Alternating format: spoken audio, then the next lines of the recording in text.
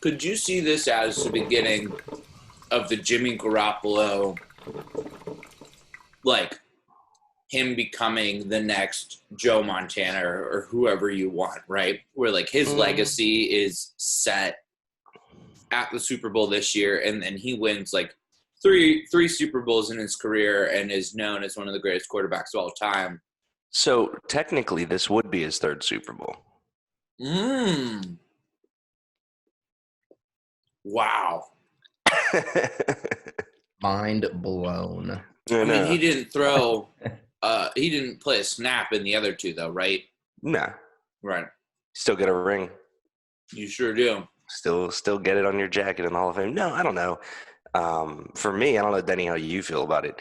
I think that if the 49ers win, this will go down as one of the greatest flops, like from the second overall pick to this season.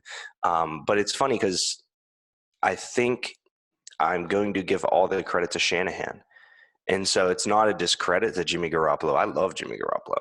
Mm-hmm. But for me, Kyle Shanahan is one of the best coaches in the NFL, and the way he runs that team is insane. So I don't know. It's interesting, but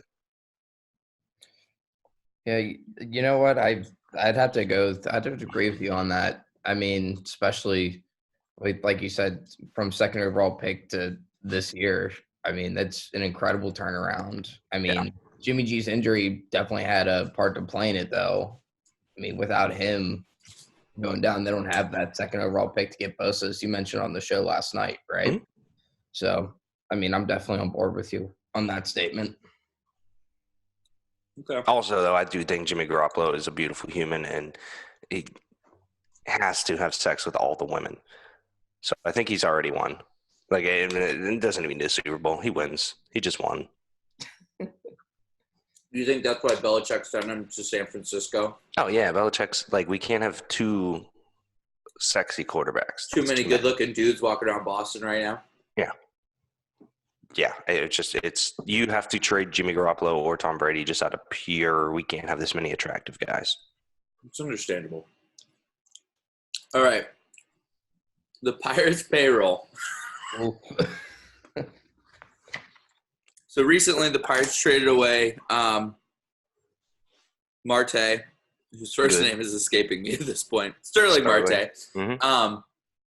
for two prospects who Greg Malik believes will be on the active roster at the beginning of the year. However, they are not at the current moment. And we're literally in January. We're still. Just literally January. Just throwing that out there. That sinks their active roster to $43 million.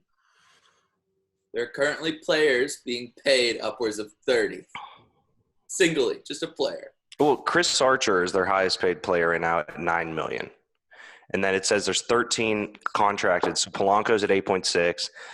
I mean, Felipe Vasquez is technically still on the books, and he is in Miami in jail, I'm pretty sure. So that's interesting. That's a win. Josh Bell's 4.8 mil. Frazier's 2.8. Musgrove's 2.8. Jamison Tynes 2.5. Like, there's a legitimate case to be hockey roster. Well, this is the saddest thing I've ever seen. Just sad. Those are like the Penguins have similar numbers.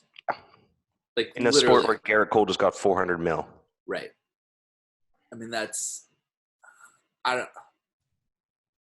I know that they like cut the head off of the snake, but they didn't kill the snake. Like, you know what I mean? As long as Nutting's in control of that team, they did not cut the head off the snake.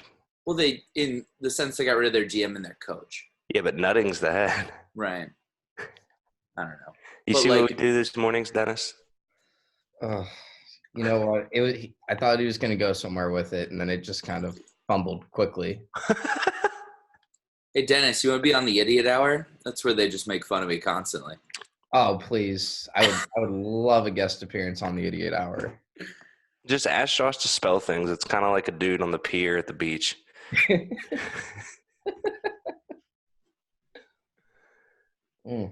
Anyway,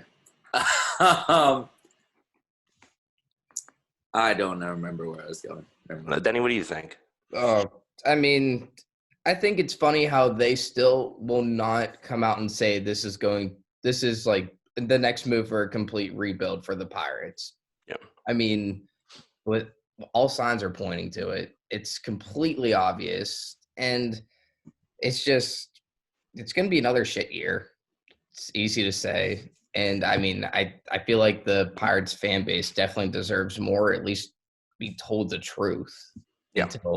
Until then.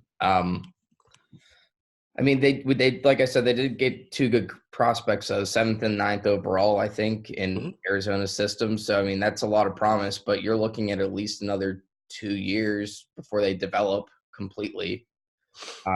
So, I mean, prepare for another. I just want to say that I just completely stand by the Marte trade because the dude is a liability, and technically, I think he was even overpaid. Mm-hmm. But for me, you're right. Like, if it's going to be a rebuild, say it's going to be a rebuild. Like, if it's going to be a rebuild, get rid of Josh Bell, and when Polanco starts playing well, probably around playoff time, get rid of him. For me personally, like, everyone's like, well, why would you get rid of Josh Bell? I mean, he's got a heavy bat, but after the All-Star game, he wasn't that good swinging it. And he's kind of a liability on defense. So he's more of a shiny part that would go be a DH, in my opinion. Mm-hmm. Once that's, completely in the whole league, not just the NL, AL, whatever. I don't even pay attention to baseball that much. It's so interesting to me, and it doesn't make sense that they have these two different leagues, basically, that then play for a championship. But, like, one of them you're allowed to have a DH. The other one you're not. Like, I've never seen a league where, like, you play a different game, basically. Yeah, the rules are different. It's like in the NFL, if you were allowed to do 2 forward passes and 1 and only – you know what I mean? Like, it doesn't – I don't know. That's why baseball pisses me off. Do you, on the burn the boats type scenario here, would you go with a major league-esque version this year where you literally trade every piece away because you're trying to get as many assets back to start the rebuild or restart the rebuild as fast as possible? Like, I'm talking Barron. Like, you got – some dude who with like one arm catching, like that kind of Barron. Yeah, but they won't. They have this, and like Dennis said, they have this like weird ability to pretend that they're not in a rebuild. Like they have this, they're like, no, we're going to stay competitive this year. It's like, you're not. Like, that's cool. Like, the fans just are tired of being lied to. Like, if you're going to rebuild, let's do it. But the Pirates have always believed that no matter what they do, no matter the moves they make, hey, we'll have a good season. Yeah, partially too. They don't want to tell the fans straight up they're having a rebuild because it's going to hurt ticket sales. So if you're not going to fill the seats, then how much more can you hurt ticket sales at this point? More. I mean, it's already piss poor, but I mean, it's season ticket sales is more the thing. Yeah. All right. Sam Poulin, top prospect for the Pittsburgh Penguins, scored 13 goals in 3 games in the Quebec Majors Junior League last week. This, in and amongst itself, is an incredible feat for any level of hockey. But the fact that he's a future Penguins draft pick that is on a team. Hang on. Okay. Still good? I thought you froze. Right. I was like, oh, shit. Yeah, well, I got like a message that came up that said like something. So, all right. Sam Poulin, top level prospect, and the fact that he's on a team or is the high draft pick of a team that is already lighting the world on fire. Kind of scary how these Penguins continue to just grab these pieces to rejuvenate their team and really continue to add just deadly weapons to their roster. I requested this to be on here mainly because it sounded really cool that he scored all those points. Yeah, so that's just goals. It's not even the points he totaled. No, that is the points he totaled. He had like 8 goals and 4 assists. Yeah, it was 13 points in 3 games. He had 4 goals, 1 assist in a 10-1 victory. 2 days later, he had 1 goal, 2 assists, and a 6-1 victory. And then the last game, he had a hat trick and 2 assists and a 6-4 win. Okay. How long have you known how to read? I don't know. No, I don't know. Like it seems exciting. It's one of those things where like I don't know much about prospects in hockey, but I'm glad he's on our side. They have quite a few talents in the prospect ring that are going to do great things in the upcoming years. Poulin being one of them.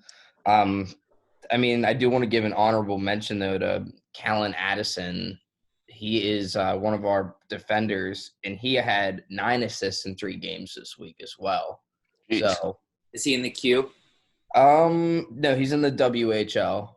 See that? Okay, so that to me is more impressive, believe it or not, than what Sam did. What's the WHO? Western Hockey League. I would have said woman, so I was very confused. So there's 3 major juniors programs in Canada. There's the CHL, the WHL, and the Q. I can't. And do they're the all acronym. junior programs? Yeah. QMJHL or something. Does Yeah. Canada have It's the a Quebec major junior league? Yeah, so like Derrik, it's like 16 to 19-year-olds. Yeah. Yeah, They don't have an NHL though, right? the NHL is That's what- okay. technically both. Gotcha. Because I know that obviously there's Canadian teams and like the NBA and stuff, but I know that CFL, NFL, so I wasn't sure how that Right. worked No, out. yeah, NHL is both. But the Q is known for high point totals. To give you some idea, Max Talbot led the Q twice Great in guy. scoring. I mean, And like, look won how us a that cup in transitioned to the NHL. hey, I mean, it did in Detroit. That's why I got the jersey, Oh man. my god!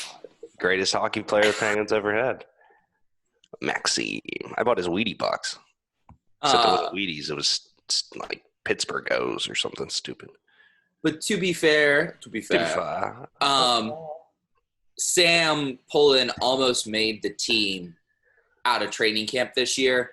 And if he was older, he would have been in the AHL and probably would have been the first call-up when everybody got hurt. Interesting. So when can we expect him to be on the active roster? Next year. Next year, okay. Especially with all of the money they're going to have to pay certain people.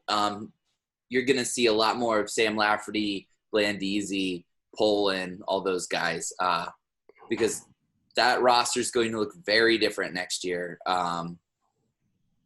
In the bottom half of it. Not necessarily the top 6, but the bottom half is going to look very different. Lit. So, all right, Denny, tell me about those Pittsburgh boys. Them hands. So, they just made another signing. I actually have an article that will be coming out about it. Ooh. Seems to be we finally replaced the goal-scoring power of Nico Brett with his name is Ropapa Mensah. Ooh. So, kid Hi, Papi. sits at 6'3", fast, has a goal-scoring presence. He played for Nashville last year. Seems like he's going to be a great fit and a great pairing with Steven Dos Santos in their attacking game. We'll see if it ends up being that way. Brings the Hounds up to 14 players going into preseason, so they actually have enough to field a squad. I was going to say that's not the ideal number for a USL team. They have an invitational training camp going on right now. They had 2 days of tryouts yesterday, and I think there's another one today. So Keyword invitational, Josh. You didn't get the invite? Point Denny? Park's star keeper? Oh, me? Yeah. I turned it down. Oh, that makes sense. Yeah, you got a lot going on with Thoughts from the Bench. It was only like, $3 million. I was like, nah, yeah, not enough. Jaguars. No, but I have been running, so look out, pickup soccer. Right. Well, you Every got those time I nice ask you to cleats, go, Denny. there's some sort of excuse, so I'll believe it when I see it. Yeah. I just can't be that affiliated with you right now, Dennis. The betting community's hot. It's like it's they're angry. It's fine. Everything's fine. Denny, can we talk about the retirement of Kerr. I don't even know how to Kevin I Kerr. wanted to say the greatest Riverhound of all time. That's probably not true. But the legacy of a guy who meant so much to that team. And for those of us who have followed them, like just the biggest sweetheart on the face of the planet. Yeah, Kevin was a heck of a guy and also a hell of a player. I love his name. We're talking about the Hounds' all-time assist leader. It's going to be hard losing him this season. But what's really nice to see is that he's still with the Hounds Academy program, coaching the kids, really just giving that soccer knowledge to the youth to develop their game.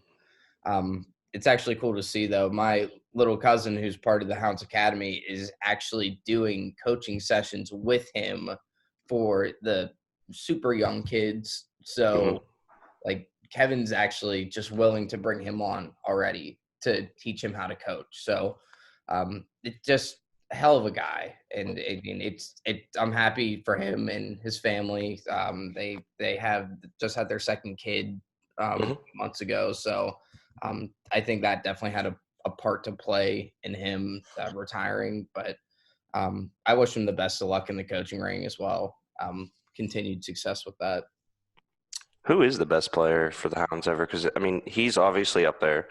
Can't think of his name, but the guy that ended up going to DC United and then came back on. Vincent. Yeah. He was obviously amazing when he actually played for us and all that. You get into, what was the goalkeeper's name back in the day? Hunter? Or? Gilstrap. Yeah. He's in the Hall of Fame for me. Yeah. There's David Flavius. He's an old timer and he still balls out. He plays pickup every here and then with some of us. And the guy, you honestly can't even see if he's retired or not. He makes kids look like clowns. And then, I mean, there's Corey Herzog, too. He was another one who was leading goal scorer, and he had a few great seasons for us. I mean, that's really all I can think of other than, like, the true OGs like Paul Child. Well, Paul Childs was on the indoor team, Spirit. Was he on the Hounds? I think he was on the Hounds as well. So the only reason that I didn't know if he was or not is because they have, I thought, at the bar downstairs, a Spirit jersey of his. I'm looking it up now. Yeah. I mean, I'm trying to look at – they have on their website a Hall of Fame, but it's not loading. That's exactly what I'm looking at. Yeah, it's being all poop. But, yeah, Paul Child is a god. His son Eddie was obviously the coach for it, but he Pittsburgh – Riverhounds. Let's see. But, I mean, have you heard the name Josh Paul Child? Mm-hmm. Okay, good. Yeah. I'm trying to find – I can never remember his last name. He was a defender for us. His last name was Benny. First name was Benny? I think it was his last name. Maybe it was his first name. I think he wore 6, but the kid was Jason and I used to call him the Chris Letang of the Riverhounds. Yeah. He was like high offensive guy, was always upfield with the ball. He played wing and was really just fun to watch it. And a guy where like you saw him play a style that then when you went and turned on the TV the next day to watch EPL, you're like, oh, that's kind of like that. It's not necessarily as fast, but it is a similar style of play, which was exciting because at the time the Riverhounds really didn't have anybody like that. Their defenders were strictly defenders. Yeah. So looking at his Wikipedia, Denny, it looks like he only played for this year, but he managed the Hounds from 89 to 2002 and then 05. He's still an assistant today.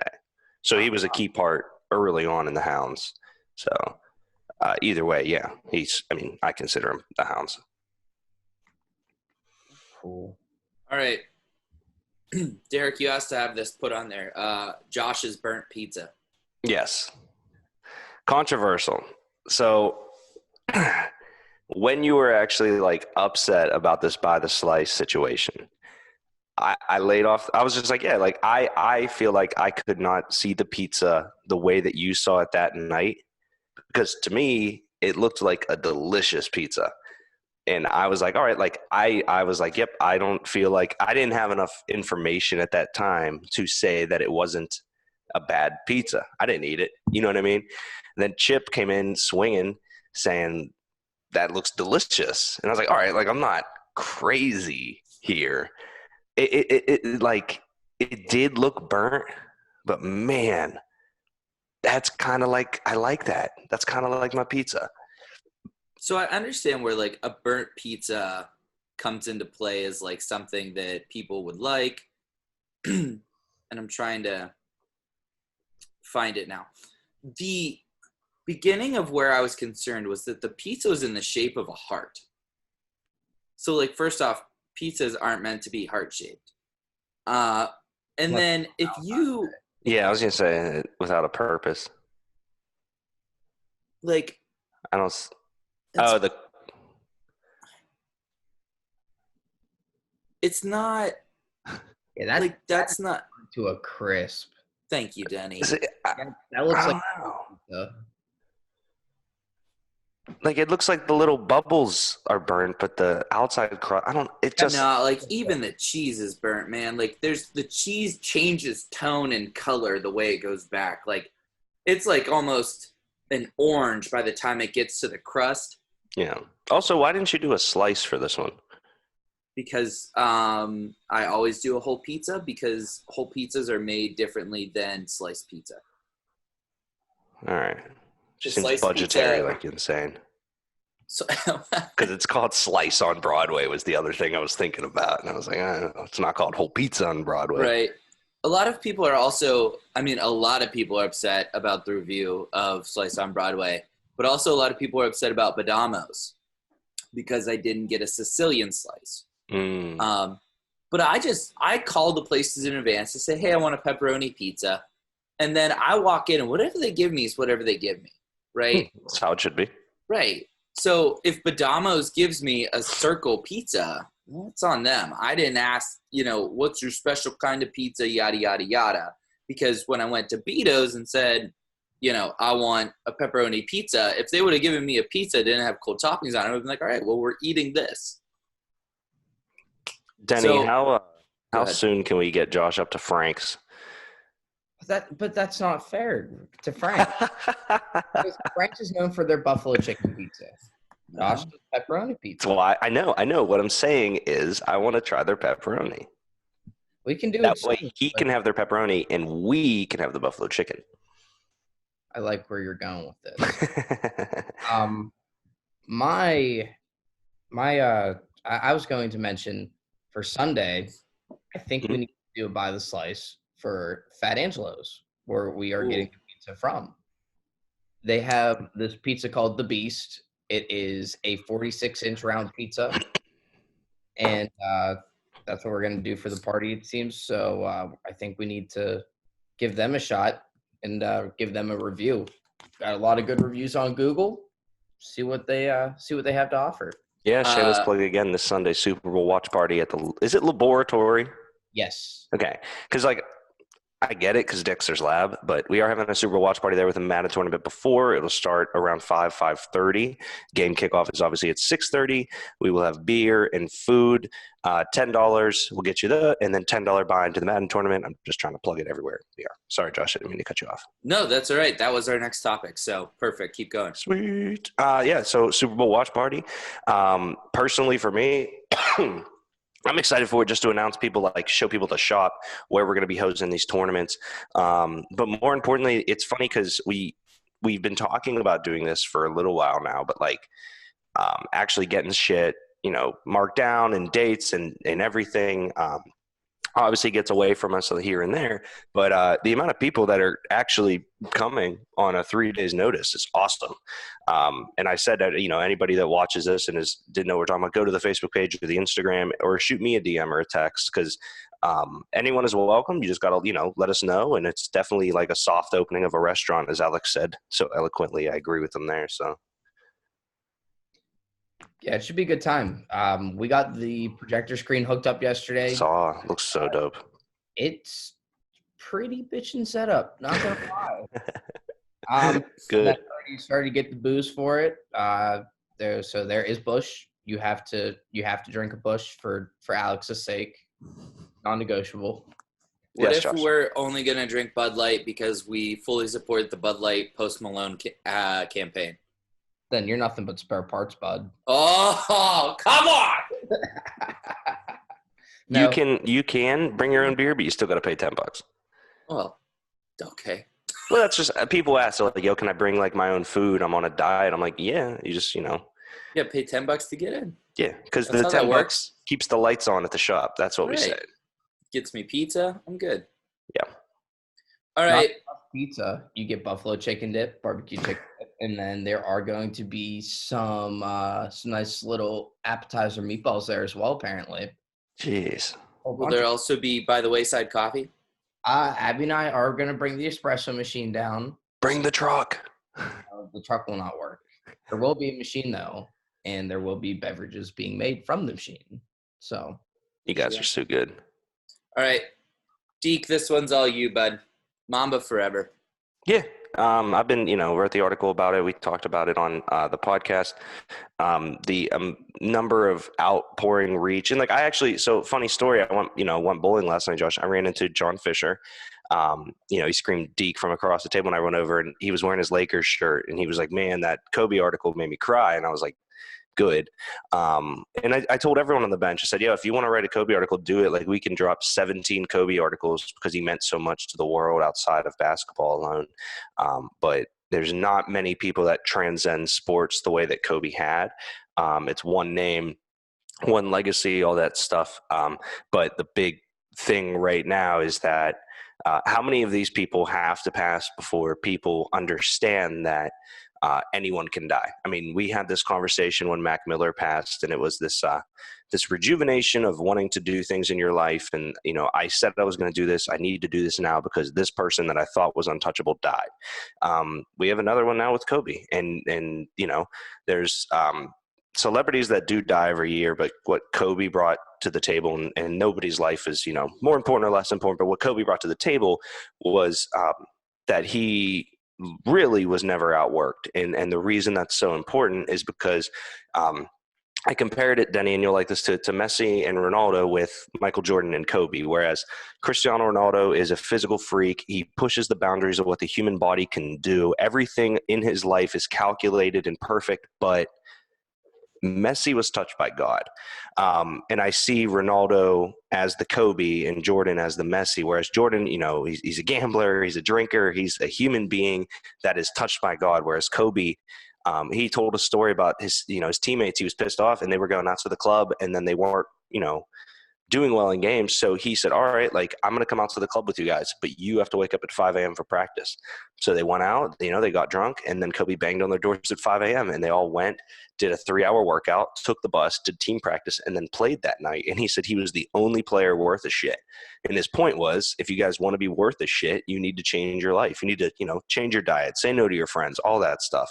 And that's what Kobe embodied. So it's beautiful, and it sucks that like stuff like this has to happen for us to realize all of that, but that's his mantra.